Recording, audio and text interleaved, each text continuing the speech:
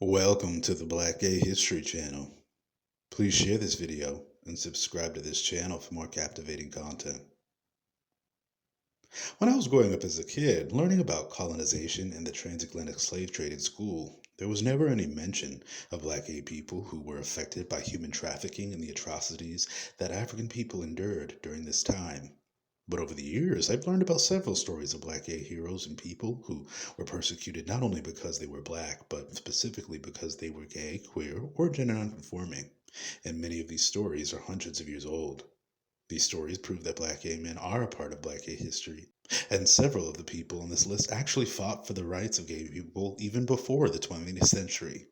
So here's a quick list of 6 stories of black and gay people who are part of black and colonial history. The execution of Afro-Colombians in 1514. As the Spanish conquistadors of the 16th century, or the 1500s, were taking over and conquering the native people of the Americas, including Colombia, they were recording their actions of wiping out the indigenous Colombian people, particularly who were located at the Darien Gap, who were also men sleeping with men, as well as people who were born male dressing in women's clothes, or two-spirit people. Because these acts were punishable by death in Spain in 1513, they burned many of these native gay and trans people alive, and eventually would use these laws against the enslaved Afro-Colombians as well. The Historia General y Natural de las Indias is one of the earliest written accounts of life in the Americas from the European perspective, capturing the history of the times. And in an extended quote from 1514, they specifically talk about the gay Africans that were tortured by the Spanish Inquisition. The extended quote reads, "The people tried by the Cartagena tribunal were mostly Africans, heirs to other countries, with little or no contact with the Catholic religion. These Africans and their descendants faced a cruel reality, having been separated from their geography. Furthermore, they brought parts of their cultures with them, secretly sharing them with other slaves. Any religious practice that deviated from Christian ritual was considered witchcraft. So several Afro-Grenadians were judged as witches, sorcerers, and servants of the devil. The devil represented one or more of these other gods, corresponding to what the West then called idolatry." End quote.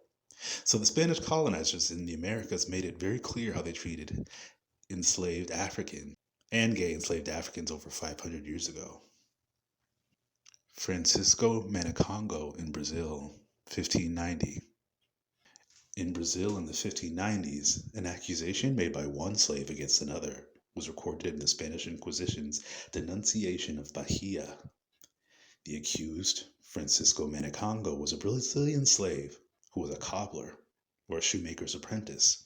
He was accused of wearing a loincloth in a way that was similar to Congolese men, where he had grown up before he was kidnapped into slavery. The accusation reads, "In the Congo, it is customary among the pagan Negroes to wear a loincloth that ends in the front, which leaves an opening in the rear. This custom being adopted by those sodomitic Negroes who serve as passive women in the abominable sin. These passives are called Jimbanda." End quote. The Jagas are a group of priests that were a part of the Congo Kingdom during the 1500s and who were noted by European missionaries. An Italian missionary, Giovanni Cavazzi, working near the Congo River, spoke of one of the Jagas who was called Ganga Yachimbanda, or Grandma in their language. The reason Cavazzi seemed to single out the priest was because one priest was known to wear women's clothes and referred to with a female nickname. In a similar way, Francisco Manacongo carried himself in Brazil.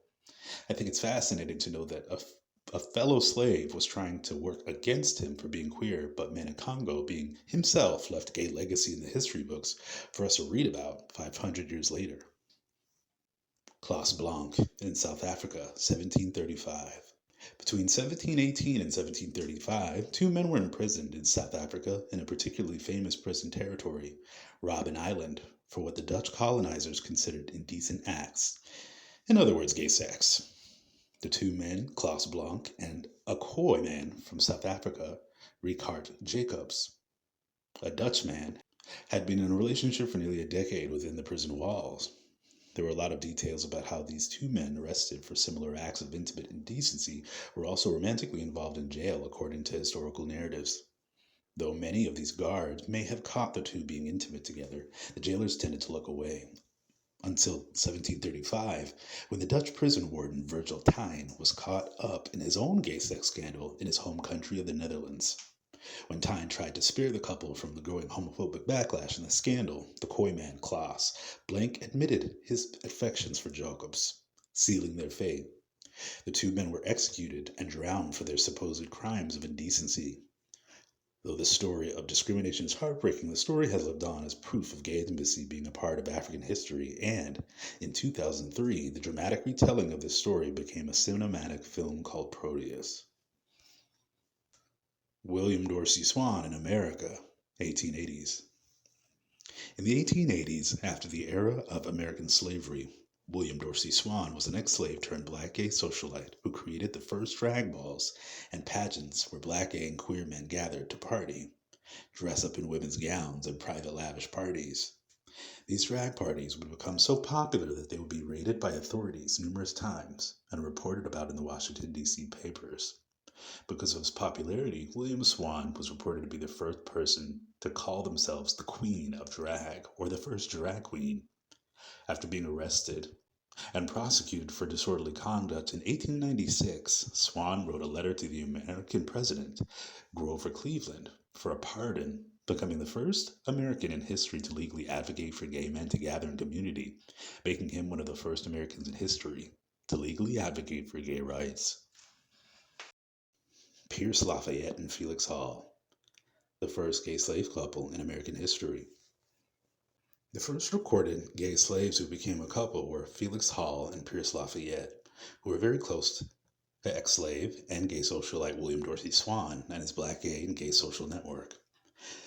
Felix Hall and Pierce Lafayette were two ex-slaves who had become free and were in publicly recognized relationships, making them the only formerly enslaved men in American history to be documented to be in a relationship. Pierce Lafayette was a former slave who, by incredible means, had attained the ownership of a two-story home in Hancock, Maryland, and for years Felix Hall would reside with Lafayette in their home. They would also find community with other black gay men and participate in the first black drag pageants in American history, alongside William Dorsey Swan and the numerous gay and cisgender-loving men who were formerly enslaved. Felix Hall was even dubbed Pierce Lafayette's Negro Mistress in historic records because of Lafayette's place in black society and the open nature of their intimate relationship.